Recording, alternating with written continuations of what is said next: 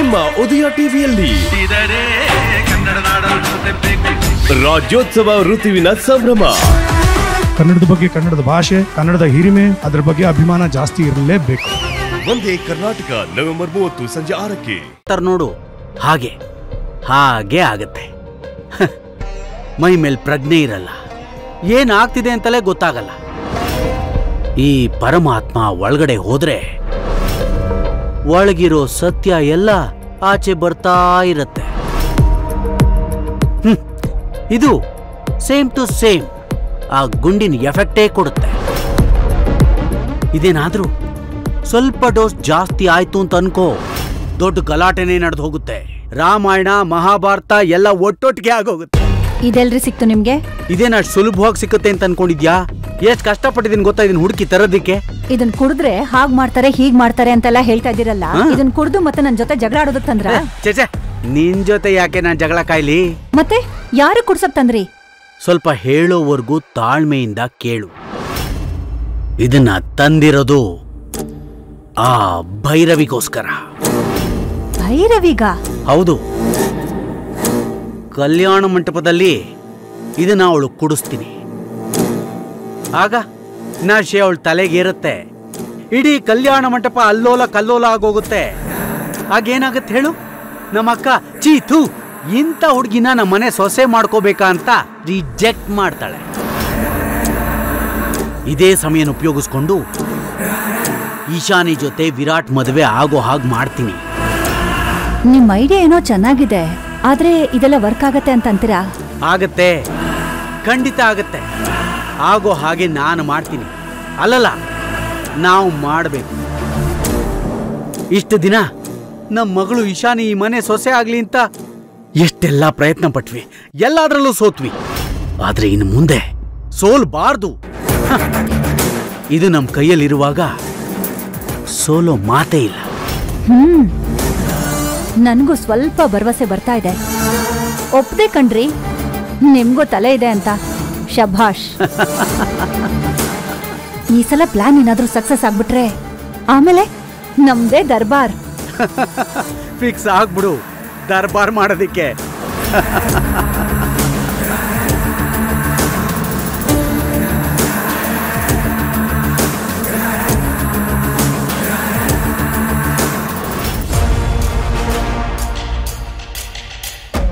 Bhavani, ಯಾಕೆಷ್ಟೊಂದು tension ಅಲ್ಲಿದ್ಯಾ? ಏನಾಯ್ತು? ಅಥರ್ವ, ಒಂದ್ ನಿಮಿಷ ಫೋನ್ ಕೊಡು. ಯಾಕೆ? ಸಿಂಧು ಜೊತೆ ಮಾತಾಡ್ಬೇಕು.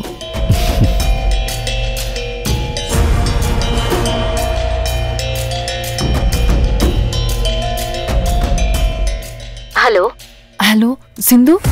ಹೇಳಕ್ಕ, ಊಟ ಆಯ್ತಾ? ಹಾ ಆಯ್ತು. ಯಾಕಕ್ಕ ವಾಯ್ಸ್ ಒಂಥರ ಇದೆ, ಏನಾಯ್ತು? ನಂಗೆ ಯಾಕೋ ತುಂಬಾ ಭಯ ಆಗ್ತಿದೆ ಸಿಂಧು. ಭಯನಾ? ಯಾಕಕ್ಕ? ನಾಳೆ ಮದ್ವೆ ನಡೆಯುತ್ತೋ ಇಲ್ವೋ ಅನ್ನೋ ಭಯ ಶುರುವಾಗ್ಬಿಟ್ಟಿದೆ ಕಣೆ. ಏನೋ ಒಂಥರ ಆತಂಕ. ಆ ಥರ ಎಲ್ಲ ಏನೂ ಆಗಲ್ಲ, ನಾನಿದ್ದೀನಿ. ನಾನಿರೋವರೆಗೂ ನನ್ನ ಅಕ್ಕನ ಹತ್ರ ಒಂದ್ ಸಾಸಿವೆ ಗಾತ್ರದ ಸಮಸ್ಯೆನೂ ಬರೋದಕ್ ಬಿಡಲ್ಲ. ನೀನಿದ್ಯಾ ಅನ್ನೋದೇ ನಂಗೊಂದು ಧೈರ್ಯ ಕಣೆ. ಆದ್ರೂ ಯಾಕೆ ಅಂತ ಗೊತ್ತಾಗ್ತಿಲ್ಲ. ಏನೋ ಒಂಥರ ಆತಂಕ ಆಗ್ತಿದೆ. ಆ ದೇವ್ರು ನಮ್ಮ ವಿಷಯದಲ್ಲಿ ಹೀಗೆ ಯಾಕೆ ಮಾಡ್ಬಿಟ್ಟ ಅನ್ನಿಸ್ತಾ ಇದೆ. ಇಂಥ ಸಮಯದಲ್ಲಿ ಅಪ್ಪ ಅಮ್ಮ ನಮ್ಮ ಜೊತೆನಲ್ಲಿದ್ದು ಅವ್ರ ಕೈಯಾರೆ ನಾವು ದಾರಿ ಇರಿಸ್ಕೊಂಡು ಮದುವೆ ಆಗಿದ್ದಿದ್ರೆ ಎಷ್ಟು ಚೆನ್ನಾಗಿರ್ತಿತ್ತಲ್ವಾ ಅನ್ನಿಸ್ತಾ ಇದೆ. ಅಕ್ಕ, ನಮ್ಮ ಭಾಗಕ್ಕೇನಿದೆಯೋ ಅದೇ ನಮ್ಮ ಭಾಗ್ಯ. ನೀನು ನನ್ಗಿಂತ ವಯಸ್ಸಲ್ಲಿ ದೊಡ್ಡೋಳಿರ್ಬೋದು, ನನ್ನ ಅಕ್ಕನೇ ಇರ್ಬೋದು, ಆದ್ರೆ ನೀನ್ ನನಗೆ ಮಗು ತರ. ಯಾವಾಗ್ಲೂ ಸಂತೋಷವಾಗಿರ್ಬೇಕು. ಅದಕ್ಕೋಸ್ಕರ ನಾನು ಏನ್ ಬೇಕಾದ್ರೂ ಮಾಡ್ತೀನಿ. ಯಾವ್ದೋ ಜನ್ಮದಲ್ಲಿ ನೀನ್ ನನಗೆ ತಾಯಿಯಾಗಿದ್ದೆ ಅನ್ಸುತ್ತೆ. ಅದಕ್ಕೆ ಈ ಜನ್ಮದಲ್ಲೂ ನಮ್ಮಿಬ್ರನ್ನ ಅಕ್ಕ ತಂಗಿಯಾಗಿ ಒಂದ್ ಮಾಡಿದ್ದಾರೆ. ಏನೋ ಗೊತ್ತಿಲ್ಲ ಸಿಂಧು, ನಿನ್ ಜೊತೆ ಮಾತಾಡ್ತಿದ್ರೆ ನನ್ನ ಆತಂಕ ಎಲ್ಲ ದೂರ ಆಗತ್ತೆ. ನಂಗೊಂಥರ ಧೈರ್ಯ ಬರುತ್ತೆ. ನಿನ್ನಲ್ಲಿ ಹುಟ್ಟೋ ಆ ಧೈರ್ಯನ ಬೆಳ್ಸೋದು, ಉಳ್ಸೋದು, ಕಾಪಾಡ್ಕೊಳ್ಳೋದು ನನ್ನ ಕರ್ತವ್ಯ ಅಕ್ಕ. ತುಂಬಾ ಥ್ಯಾಂಕ್ಸ್ ಸಿಂಧು, ನನ್ನ ತಂಗಿ ಆಗಿದ್ದಕ್ಕೆ. ನಮ್ಮ ಮದ್ವೆ ನಡೆಯುತ್ತೆ ಅಲ್ವಾ? ಖಂಡಿತ ನಡೆಯುತ್ತೆ. ನನ್ ಪ್ರಾಣ ಒತ್ತೆ ಇಟ್ಟಾದ್ರೂ ಈ ಮದ್ವೆ ಮಾಡೇ ಮಾಡ್ತೀನಿ. ಯಾರ್ ಏನ್ ಮಾಡಿದ್ರು ನಿನ್ನ ಅಥರ್ವನ್ ಮದ್ವೆನ ತಡೆಯೋದಕ್ ಸಾಧ್ಯನೇ ಇಲ್ಲ. ಇದು ಭೈರವಿ ಅಲ್ಲ, ಸಿಂಧು ಆಗಿ ನನ್ನಕ್ಕನಿಗೆ ನಾನು ಕೊಡ್ತಿರೋ ಮಾತು. ನೀನ್ ಯಾವ್ದ್ರ ಬಗ್ಗೆನೂ ಚಿಂತೆ ಮಾಡ್ಬೇಡ, ಆತಂಕ ಪಡ್ಬೇಡ. ಹೋಗು, ಆರಾಮಾಗಿ ಕಣ್ತುಂಬ ನಿದ್ದೆ ಮಾಡು, ಸರಿನಾ? ಸರಿ, ಗುಡ್ ನೈಟ್. ಗುಡ್ ನೈಟ್ ಅಕ್ಕ.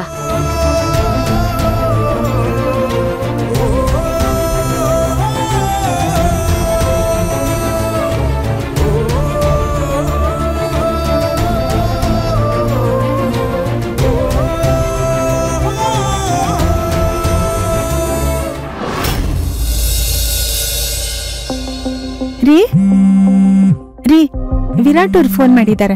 ಏನ? ವಿರಾಟ್ ಸರ್? ಹಲೋ, ನಮಸ್ತೆ. ಹೇಗಿದ್ದೀರಾ ಸರ್? ಅವತ್ತು ಆರಾಮಾಗಿ ಮನೆಗೆ ಹೋದ್ರಾ? ಕ್ಷಮಿಸ್ಬಿಡಿ ಸರ್, ಅವತ್ತೇ ಕೇಳಿ ವಿಚಾರಿಸ್ಬೇಕಿತ್ತು, ಇವತ್ ಕೇಳ್ತಿದ್ದೀನಿ. ಇಟ್ಸ್ ಓಕೆ, ಪರವಾಗಿಲ್ಲ. ಆರಾಮಾಗಿ ರೀಚ್ ಆದ್ವಿ. ಚಿನ್ನಿ ಹೇಗಿದ್ದಾಳೆ? ಹಾ ಸರ್, ಚೆನ್ನಾಗಿದ್ದಾಳೆ ಸರ್ ಅವಳು. ನಾವೆಲ್ಲರೂ ಇಲ್ಲಿ ಚೆನ್ನಾಗಿದ್ದೀವಿ ಸರ್. ನೀವು ಹೇಗಿದ್ದೀರಾ ಸರ್? ಮೇಡಮ್ ಅವ್ರು ಹೇಗಿದ್ದಾರೆ?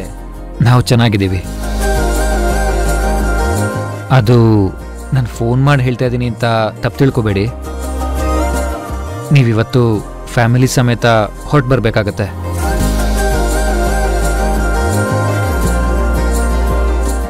ಯಾಕೆ ಸರ್, ಈಗ ತಾನೇ ಎಲ್ಲರೂ ಆರಾಮಾಗಿದ್ದೀವಿ ಅಂತಂದ್ರಿ, ಈಗ ನೋಡಿದ್ರೆ?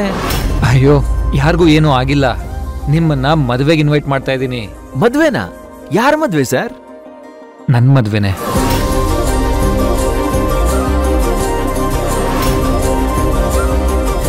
ನಿಮ್ ಮದ್ವೆನಾ?